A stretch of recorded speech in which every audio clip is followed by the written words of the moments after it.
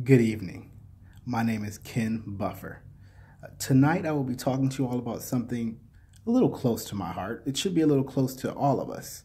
Have you ever noticed, being a resident of California, looking up at the flag and seeing that there is a bear on that flag? It's actually a grizzly bear, the Californian grizzly bear. Now, I know a lot of people do look at it and do notice that it is a bear, and it is a grizzly bear at that, for the state of California. But how much do you actually know about the grizzly bear itself? Well, tonight is the night that I'm going to go through a little bit more about the grizzly bear, going from its birth through its adolescence, through its adulthood years, and then finally ending with its passing or death and some of the causes of what that is. Going into a quick introduction of the grizzly bear. It's also known as the North American brown bear. Pretty much what that means is the grizzly bear is sort of a subspecies of the North American brown bear.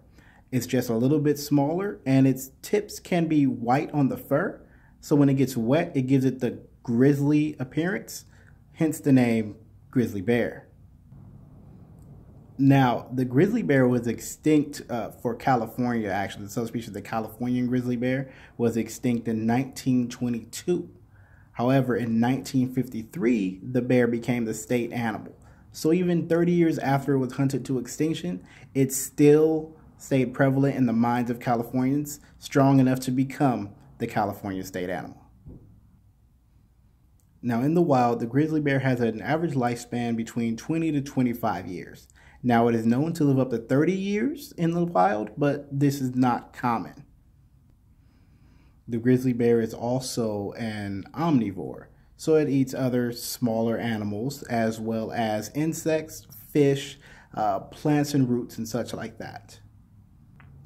The majority of the time it eats more meaty animals and eats a lot is right before it goes into hibernation or denning, and that is when it's going to be inside the den for the winter, so it has to survive off the fat of its body. During the 2 to 4 month period where it's gaining weight, it can gain up to 3 pounds a day. Now, there are currently 4 different types of grizzly bears.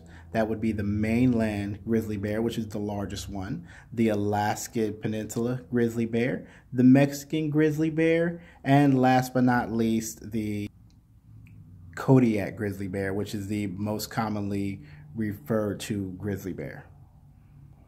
Now, moving into the birth of a grizzly bear, they're usually in the womb from about 180 days to 270 days, just depending on how long the gestation period is. The cubs are usually born about a pound each, and there could be anywhere between 1 to 4 in the litter, but usually it's 2 or 3. Now, these cubs nurse from 1 pound to 20 pounds for the 2 to 3 months that they are inside the den still, until they actually emerge and then go into adolescence.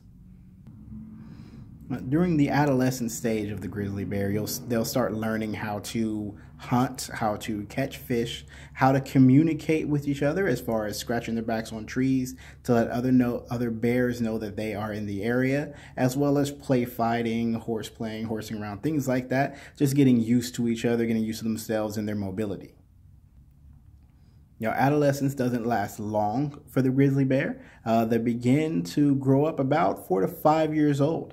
That's when you see them begin to start leaving the home. The female grizzly bears tend to stay closer together, and the male grizzly bears tend to go further out. And when I mean closer together, I mean closer to their mother rather than actually with each other. And as for the adult grizzly bears, once mating begins at about 5 years old, you'll start seeing that the play fighting now turns into dangerous actual fighting over females. The male wanted to be the strongest one to mate to get his offspring out into the world. You see the females then take care of the cubs by themselves. The males can be seen as a danger to the cubs.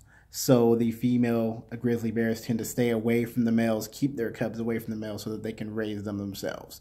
Adulthood for the female grizzly bear also includes hunting and then teaching the kids how to hunt and move forward in order for them to grow up strong and continue on the bloodline. Now, going into the death of grizzly bears, as far as them dying, they usually die from natural causes mostly. Predators, as they're concerned, there are not too many predators for the grizzly bear. They're pretty much at the top of the food chain.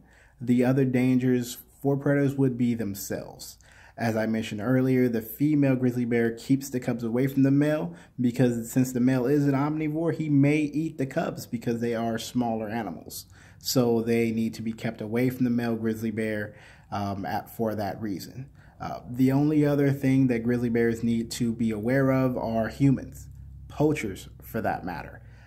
They are killed and stripped of their internal organs, their fur, their teeth, things like that. Even their gallbladder can go on the black market and sold for up to $10,000. And that was back in 1983.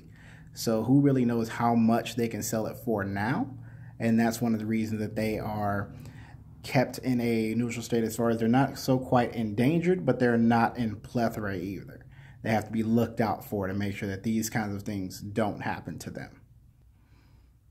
So going into conclusion, we spoke about the grizzly bear as far as it becoming known as the state animal, going into how long it actually lives, the 20 to 25 years usually, that the female grizzly bear is the one who actually raises and keeps the cubs in order to keep them out of danger from the male grizzly bears, how the male grizzly bear is territorial with the female grizzly bears and will fight other male grizzly bears, how they're at the top of the food chain, as well as how they are highly sought out for their gallbladders, and their gallbladders are used for medicine, which is why they can be sold on the black market for that price, which is another reason why we have to try to keep them safe, because somebody trying to make a quick buck probably won't hesitate to take out a bear. I want to thank you for your time and your consideration in listening to this presentation. And hopefully you've learned a little bit more about that bear that you get to see on our state flag when you go to different events and things like that. All right, have an awesome day.